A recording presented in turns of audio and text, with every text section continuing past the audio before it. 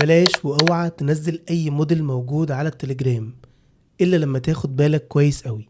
رسالة غريبة ظهرت لي بعد ما نزلت موديل موجود من على التليجرام وكل حاجة باظت حرفيا، وكنت هعيد سيت اب لكل حاجة موجودة على 3D Max من الاول وجديد.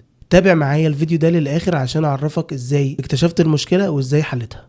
بدور على موديل تليجرام عادي جدا زي كل يوم وزي اي وقت بنشتغل فيه، ولما استخدمته قفلت الماكس وفتحته مره، ظهرت حاجه غريبه جدا وظهرت الرساله اللي هتظهر دلوقتي دي قدامك على الشاشه، وحرفيا كل حاجه اتعطلت وكنت هعيد سيت اب لكل البرنامج من الاول وجديد، حتى البلجنز او السكريبتات اللي انا بشتغل بيها على طول.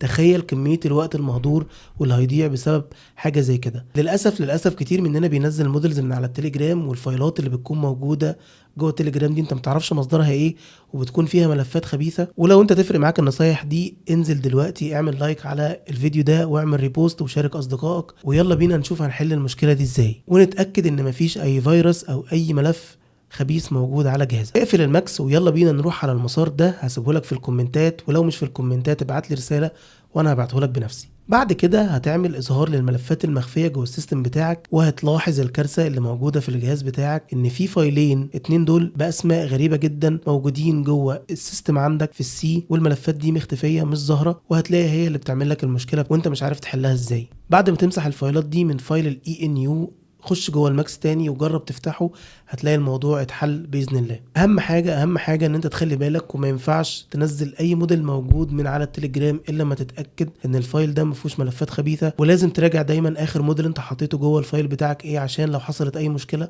تقدر تعرف او تقدر تحدد المشكله جايه من انهي فايل. سلام.